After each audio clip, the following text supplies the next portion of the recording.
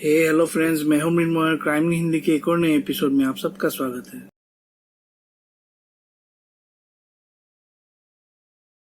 दोस्तों, आपने जो पॉपुलर डेटिंग ऐप है टिंडर, उसके बारे में तो सुना ही होगा। अब इसमें क्या करना पड़ता है, मैंने कभी पर्सनली यूज नहीं किया है, लेकिन जैसे अगर कोई लड़का है तो उसके प्रोफाइल में लड़कियों की तस्वीरें शायद आती रहती है और उसको स्वाइप करना पड़ता है। अगर राइट स्वाइप करता है तो मतलब वो लड़की को समझो पसंद करता है, और अगर लेफ्ट करता है तो वो उसको रिजेक्ट करता है। इस तरह की चीज है।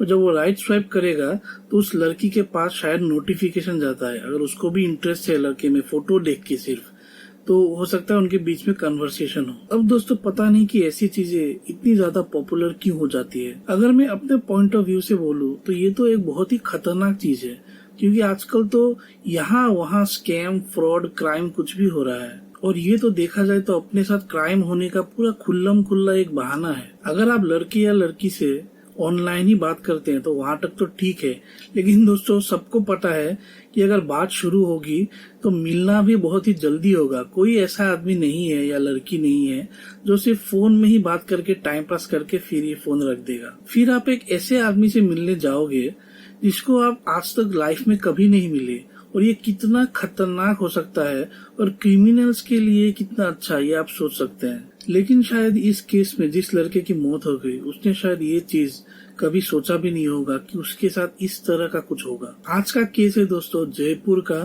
Tinder date case.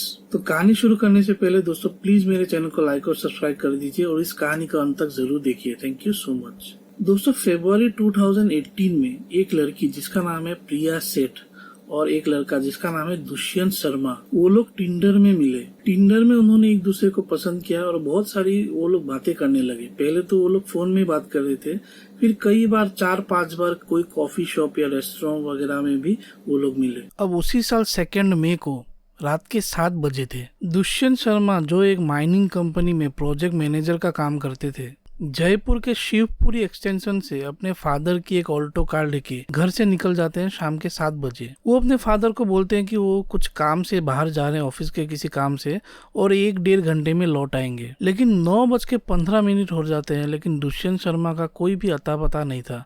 उनके फादर उनके मोबाइल पे फोन कर रहे थे, लेकिन फोन बार बार कट हो रहा था। दुष्यंत शर्मा की एक बीवी भी थी जिनके साथ शादी के 3 साल हुए थे, और उनका एक बच्चा भी था। पूरी रात घर के लोग दुष्यंत को फोन करते रहे, लेकिन फोन लगा नहीं। काफी देर होने के बाद उन्होंने पुलिस को इत्तला कर दी, और ठीक उसके दूसरे दिन यानी कि मई 3 और सुबह के 9:30 बजे दुष्यंत शर्मा के जो फादर होते हैं, उनका नाम रामेश्वर होता है, उनको एक फोन आता है, और वो था एक किडनैपिंग कॉल। दुष्यंत शर्मा का किडनैपिंग हो जाता है दोस्तों, और उनके जान के बदले 10 लाख रुपए मांगे जाते हैं। किडनैपर्स ने उनके फादर के साथ दुष्यंत की बात भी कराई थी, और दुष्यंत ने फिर बोला था कि प्लीज मुझे बचा लीजिए, इनको 10 लाख रुपए दे दीजिए। सामने वाला जो कॉल था यानी कि जो किडनैपर था, वो एक लड़की थी, और वो उनके फादर के साथ बात कर रही थी, और वो बोल रही थी कि अगले 20 मिनट में अगर 10 लाख रुपए वायर ट्रांसफर नहीं किए इनके अकाउंट में तो दुष्यंत की जान गई समझो। और ये लड़की और कोई नहीं, ये वही लड़की थी जिससे दुष्यंत पिछले 3 महीने से टिंडर में बात कर रहा था। इस लड़की का नाम है प्रिया सेठ, और टिंडर में मिली इस लड़की ने दुष्यंत का किडनैप कर लिया था। अब एक मिडिल क्लास फैमिली 10 लाख रुपए ऐसे कहाँ से लाएगा, आप खुद सोचिए। इसलिए उनके फादर ने किडनैपर से रिक्वेस्ट की उनके पास कि अभी 3 लाख रुपए हैं, वो अभी उनको दे सकते हैं। उस लड़की ने यानी कि किडनैपर ने बोला कि 3 लाख रुपए आप जमा कर दीजिए, लेकिन 20 मिनट के अंदर। और फिर उनके फादर ने 3 लाख रुपए जमा कर दिए, और जो बैंक स्टेटमेंट है वो भी किडनैपर्स को व्हाट्सएप करके भेज दिया।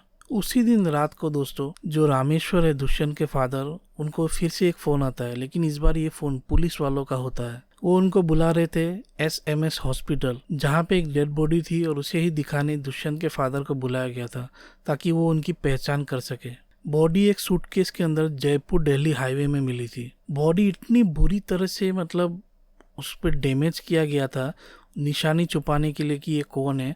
उसके सर पर इतनी बुरी तरह से वार किया गया था कि एकदम मैंगल्ड हो गया था, कुछ पहचान में ही नहीं आ रहा था। तो चेहरे से तो वो उनके फादर नहीं पहचान पाए, पर कपड़ों से और फिर पॉकेट्स में से कुछ ऐसी पर्सनल चीज़ें मिली जिससे ये प्रूफ हो गया कि जो बॉडी है वो दुष्यंत शर्मा की ही है। उनके फादर बोलते हैं कि ये उनका लास्ट सर्वाइविंग सन था। उनके 3 बेटे थे, एक तो बहुत पहले मर गया था, एक कुछ एक्सीडेंट में मर गया था, और ये तीसरा भी इस तरह से इतनी बुरी मौत मर गया। अब दोस्तों आप भी सोच रहे होंगे कि ये सब हुआ कैसे। तो ये सब ऐसे हुआ दोस्तों कि जो दुष्यंत शर्मा था तो वो एक शादीशुदा आदमी, एक बच्चे का बाप भी था, और अपने घर में वो बहुत ही एक अच्छा लड़का था, एक अच्छा आदमी था। लेकिन उसने एक बहुत ही बड़ी एक मिस्टेक कर दी थी। उसने खुद की ऑनलाइन में एक खुद की अलग आइडेंटिटी क्रिएट कर दी थी, और इसी आइडेंटिटी से, इस दूसरे नाम से उसने एक टिंडर का अकाउंट बना दिया, और उसी अकाउंट से उसको मिली ये लड़की जिसका नाम है प्रिया सेठ। उसने प्रिया को पटाने के लिए, उसको इम्प्रेस करने के लिए एक दूसरा नाम दिया, उसका असली नाम नहीं, और ये दूसरा नाम था विवान कोहली। और उसने ये बताया कि वो दिल्ली का एक बहुत बड़ा बिजनेसमैन है, खुद को बहुत अमीर दिखाने की कोशिश की उसने। अब दोस्तों वो तो प्रिया के साथ बात कर रहा था ये सोच के कि उसके साथ कुछ टाइम पास कर लेगा, या फिर प्यार भी हो सकता है बाद में, ये तो हमको नहीं पता, लेकिन उसके इरादे इस तरह के थे। लेकिन जो प्रिया थी दोस्तों, वो एक्चुअली एक क्रिमिनल थी, जो इसको नहीं पता था। ऑब्वियसली कैसे पता होगा, क्योंकि इस लड़की को आप देखिए कितनी भोली भाली लड़की दिख रही है, लेकिन ये बहुत ही एक बड़ी क्रिमिनल है, और जिसका पास्ट में क्रिमिनल रिकॉर्ड है। 3-4 बार ये अरेस्ट हो चुकी है, बैंक लूटने, एक्सटॉर्शन, फॉल्स रेप चार्जेस, ऐसी चीज़ों से इसका पूरा क्रिमिनल करियर भरा हुआ है। इसने कई लोगों को कॉन भी किया है, और इसने टिंडर ये प्रोफाइल खोला ही था कि किसी अमीर लड़के को या आदमी को फंसा के उसको किडनैप करके उससे पैसा हथियाने के लिए। और इस चीज़ में उसकी मदद की प्रिया के ही बॉयफ्रेंड दीक्षांत करके एक लड़का था, उसने। प्रिया और दीक्षांत भी टिंडर से ही मिले थे, टिंडर से ही इनकी दोस्ती हुई थी, फिर इनके बीच में प्यार हो गया, ये लोग लिव इन रिलेशनशिप में रहने लगे। लेकिन जो दीक्षांत था उसके सर पे 25 लाख का उधार था, और फिर प्रिया के सर पे भी काफ़ी उधार वगैरह था, और एक्चुअली प्रिया को बहुत सारे पैसे चाहिए थे, इन दोनों को ही पैसे चाहिए था, आप यही समझ लीजिए। तो बहुत ही जल्दी क्विक तरीके से तो पैसा ये सब चीज़ों से ही कमाया जा सकता है। तो इन लोगों ने सोचा कि ऐसे किसी आदमी को फंसाएंगे टिंडर की हेल्प से, जिसके पास बहुत सारा पैसा है। और इनके ही हाथ में फंस गया दुष्यंत शर्मा, जिसने अपना नाम अलग बताया, और इसने ये बताया कि वो बहुत बड़ा बिजनेसमैन है। ये प्लान देखा जाए तो बहुत ही सिंपल था इनका। एक्चुअली प्रिया ने उस दिन यानी कि 2 मई को जो दुष्यंत है उसको मिलने के लिए बुलाया अपने घर। दुष्यंत अपनी पापा की कार लेके आया, रास्ते से उसने प्रिया को पिकअप किया, और फिर प्रिया ने बोला कि तुम मेरे घर चलो। दुष्यंत तो बहुत खुश हो रहा होगा, वो उसके घर जा रहा है करके, लेकिन उस घर में ऑलरेडी प्रिया का बॉयफ्रेंड और एक उसका भी एक फ्रेंड था, वो दोनों इसका इंतज़ार कर रहे थे। जैसे वो घर में एंटर किया, इन लोगों ने उसे पकड़ लिया और उसको बंदी बना लिया। जब उन्होंने इसको बंदी बना लिया तो पहले तो उन लोगों ने इसकी पूरी तरह से मारपीट की, इसके साथ बहुत ही बुरी तरह से मारपीट की, और फिर इसका वॉलेट निकाल लिया। और दोस्तों जब इन्होंने इसका वॉलेट निकाला, प्रिया ने देखा इसका आइडेंटिटी कार्ड, तब उसके एकदम होश उड़ गए, क्योंकि उसने देखा कि इसका नाम तो विवान नहीं, ये तो कोई दुष्यंत शर्मा है, और ये कोई बिजनेसमैन वगैरह नहीं है, इसके पास तो पैसे वगैरह नहीं है। ऊपर से और बुरी बात है कि ये यहाँ का लोकल लड़का है, जयपुर का। तो ये लोग ने सोचा कि ये प्लान तो एकदम बैकफायर कर गया। एक्चुअली ये प्रिया ही इस पूरे गैंग की रिंग लीडर थी। फिर भी इन्होंने सोचा कि इसके फादर से 10 लाख रुपए मांग लेते हैं, और फिर उन्होंने वही किया, उनको फ़ोन किया, फिर 10 लाख रुपए मांगे, और उन्होंने 3 लाख पहले ट्रांसफ़र किए। उसके बाद एक प्रॉब्लम क्या हो गया कि ये लोग जब बैंक से पैसा निकालने गए, तब इन्होंने देखा कि एटीएम से तब इन्होंने देखा कि 25,000 की लिमिट है, एक बार में वो लोग 3 लाख रुपए नहीं निकाल सकते। अब अगर वो लोग 25-25 हज़ार ऐसे निकालेंगे तो 9-10 बार उनको पैसे निकालने पड़ेंगे, और तब तो पुलिस और बैंक वाले सबको शक हो जाएगा। तो फिर इन्होंने सोचा कि ये प्लान अभी एकदम बेकार हो चुका है, और अभी इस आदमी को मारना ही पड़ेगा, नहीं तो अगर ये पुलिस के पास चला गया तो ये हमको पकड़वा सकता है। उसका जो खून है दोस्तों, वो बहुत ही बुरी तरह से हुआ, बहुत ही बुरी तरह से। पहले उसको गला घोट के मारने की कोशिश की गई, लेकिन वो बच गया। फिर तकिए से उसके मुंह पे रखा ताकि उसके सांस फूल जाए, वो मर जाए। फिर वैसे भी वो मरा नहीं, दुष्यंत। और फिर बाद में प्रिया जो है वो एक चाकू लेके आई बहुत बड़ा, उस चाकू से 10 से 11 बार उसके गले में वार हुआ। अब ये किसने किया? जो लड़के थे वो बोल रहे थे प्रिया ने मारा, प्रिया बोलती है कि इन लोगों ने मारा। तो ये अभी तक क्लियर नहीं हुआ है, क्योंकि ये केस पूरी तरह से सॉल्व नहीं हुआ है अभी तक। पकड़े तो जा चुके हैं, लेकिन इसका जो वर्डिक्ट है वो अभी तक नहीं आया है। एक सिनेरियो देखिए दोस्तों कि घर से झूठ बोल के, अपनी बीवी बच्चों से झूठ बोल के एक आदमी निकल जाता है एक ऑनलाइन गर्लफ्रेंड से मिलने उसके घर, जिसको वो पहचानता भी नहीं है, हार्डली 2-3 बार मिला है, कौन है क्या है। उस आदमी ने, दुष्यंत ने कितना बड़ा रिस्क लिया उस दिन, और इस वजह से उसकी जान चली गई। उसको मारने के बाद इन तीनों ने उसकी बॉडी को एक बहुत बड़े सूटकेस ट्रॉली बैग में भरा और जयपुर दिल्ली हाईवे में फेंक दिया एक सुनसान जगह पे। उसके बाद उन्होंने क्या किया, एक फेक नंबर प्लेट लिया, मतलब दुष्यंत की जो कार थी, ऑल्टो कार थी, उसको ये लोग यूज़ कर रहे थे, उस पर एक फेक नंबर प्लेट लगाया और अपने घर से काफ़ी दूर उसको पार्किंग कर दिया। लेकिन 4 मई को, यानी कि 2 दिन बाद ही ये तीनों पकड़े गए। ये तीनों उसी ऑल्टो में जब बैठे हुए थे तब पुलिस वाले ने इनको आइडेंटिफाई कर लिया और ये तीनों वहाँ पे पकड़े गए। जब ये लोग उस फ्लैट में गए जहाँ पे दुष्यंत का खून हुआ था, तो पूरा क्राइम सीन एकदम सबूत से भरा हुआ था, एक केस एकदम क्लियर था। वहाँ पे रस्सी वगैरह थे, खून वगैरह, मतलब आप सोच सकते हैं कि क्राइम सीन में क्या क्या होगा। इस केस में दोस्तों दुष्यंत जिसकी मौत हो गई और प्रिया, ये लोग टिंडर में मिले और दोनों ही, मतलब कितना आर्टिफिशियल वर्ल्ड है देखिए दोस्तों, दोनों ही एक दूसरे से झूठ बोल रहे हैं, अपनी कन्वर्सेशन की शुरुआत ही झूठ से कर रहे हैं और बैक ऑफ द माइंड उनके दिमाग में, मतलब उनका एम क्या है, ये नहीं कि कोई अच्छी चीज़ है।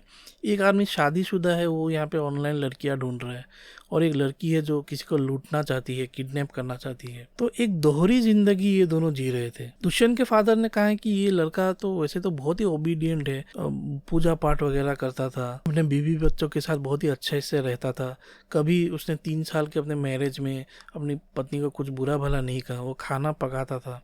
लेकिन हाँ, उसकी बीवी ने एक बार कहा था कि वो बहुत ज़्यादा टाइम अपना ऑनलाइन बिताता था, फ़ोन हो, कंप्यूटर हो, मतलब चीज़ें मंगवाता रहता था ऑनलाइन वेबसाइट से, और सोशल मीडिया भी काफ़ी ज़्यादा यूज़ करता था। अब इस कहानी में दोस्तों जो मेन कैरेक्टर है वो है ये लड़की प्रिया सेठ। इसकी कहानी भी बहुत ही ज़्यादा विचित्र है। ये राजस्थान में एक छोटा सा शहर है फालना, उस शहर से है, और ये एक मिडिल क्लास फैमिली में मतलब पली बड़ी है, और ये बहुत ही एक ब्रिलियंट लड़की थी। इसने 10th में 90%, 12th में कुछ 85% मार्क्स इसने लाए थे। इसके घर में अभी भी इसके जीते हुए मेडल, सर्टिफिकेट, प्राइजेस रखे हुए हैं। लेकिन इसके पेरेंट्स ने एक बात बोला है कि ये लड़की बचपन से ही थोड़ी प्रॉब्लमेटिक थी और बहुत ही ज़्यादा स्टबर्न।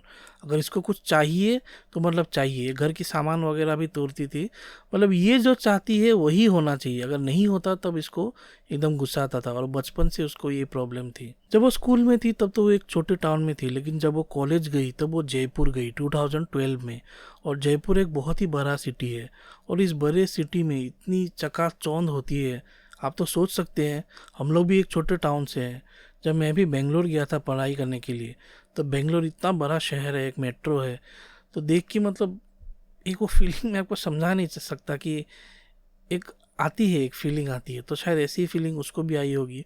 और ये जो पॉश लाइफस्टाइल है जो छोटे शहरों में नहीं होता और बड़े शहरों में आता है, इसकी चाह मतलब प्रिया को बहुत ज़्यादा थी, बहुत ज़्यादा। उसको इस तरह का लाइफस्टाइल चाहिए था, और वो भी कोई मेहनत नहीं करना, उसको बस ऐसे ही चाहिए था। उसको उसके फादर 20,000 रुपये पॉकेट मनी भी देते थे। सोचिए, मुझे तो कुछ 5,000 रुपये देते थे, उसके फादर इसका 20,000 रुपये पॉकेट मनी देते, जो इसके लिए कम पड़ रहा था। अब अपने एक्सपेंसेस को पूरा करने के लिए प्रिया, मतलब कॉलेज वगैरह तो उसने ऐसा छोड़ ही दिया था, वो बहुत ही मतलब अलग तरह के लोगों के कांटेक्ट में आ गई जो क्रिमिनल टाइप के थे, और वो गर्ल्स एस्कॉर्ट का काम करने लगी। मतलब वो खुद एस्कॉर्ट नहीं थी, वो दूसरे कॉलेज की लड़कियों को एस्कॉर्ट बना के ये बिजनेसमैन वगैरह, होटल वगैरह में भेजती थी। वो स्मोक करने लगी थी, ड्रिंक करने लगी थी, और न जाने मतलब ड्रग्स वगैरह भी शायद करने लगी थी। और बहुत ही जल्द उसने खुद का ही एजेंसी खोल लिया था, ये एस्कॉर्ट्स का, प्रोस्टिट्यूशन का। लेकिन ये जो एजेंसी उसने खोली थी वो एकदम पूरी तरह से एक शैम, एक फ्रॉड एजेंसी थी,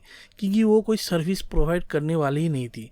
वो रैंडम फोटोज़ वगैरह व्हाट्सएप हो या फिर इंस्टाग्राम में इन बिजनेसमैन, इन बड़े लोगों को भेजती थी, और पैसा वो पहले ही ले लेती थी, लेकिन वो सर्विस मतलब लड़कियां उनके पास भेजती ही नहीं थी। अब ये जो लोग होते थे ये काफ़ी शरीफ घर के लोग होते थे, और उनका भी मतलब एक दोहरा चेहरा है, तो वो लोग ये सब करना चाहते हैं, लेकिन जब उनको ठग लिया जाता है तो अब तो वो पुलिस के पास नहीं जा सकते, अदरवाइज वो लोग एक्सपोज हो जाएंगे। तो इस वजह से प्रिया बहुत बच रही थी बहुत बार। लेकिन एक केस उस पर हो ही गया था, एक आदमी ने किया था, और तब वो पहली बार अरेस्ट हो गई थी। ये हुआ था 2014 को। एक बार फिर से वो अरेस्ट होती है जब वो एक एटीएम मशीन को एक गैस कटर की मदद से खोलने की कोशिश करी थी। आप सोचिए, ये बहुत बड़ी क्रिमिनल है दोस्तों, जिसका एकदम ट्रैक रिकॉर्ड है, लेकिन 3 बार अरेस्ट होने के बाद भी ये बेल से निकल जाती थी। तो पुलिस प्रशासन पर भी हम लोग क्या भरोसा करें। यहाँ तक कि इसका जो बॉयफ्रेंड था दीक्षांत, उसके ऊपर भी इसने फॉल्स रेप केस का चार्ज लगाया था। खैर, इन तीनों को अभी पकड़ लिया गया है, ये लोग जयपुर जेल में हैं। अब इस केस में ये जो लड़की है, तो इसको ही सबसे ज्यादा लाइमलाइट मिला है। जो लड़के थे उनके बारे में ज्यादा बात नहीं करते हैं लोग मीडिया में, इसके ऊपर ही फोकस ज़्यादा रहता है। इसके कई कारण हैं दोस्तों, क्योंकि इसकी कहानी ऐसी कि ये एक अच्छे घर में थी, पढ़ाई लिखाई में इतनी अच्छी थी, उसके बाद ये इसने एक ऐसा रास्ता अपनाया ये क्राइम का। और इसका जो लाइफस्टाइल है वो भी मतलब एकदम रईसों जैसा लाइफस्टाइल था। ये मालबोरो सिगरेट पीती थी, ब्लैक डॉग ये सब विस्की पीती थी।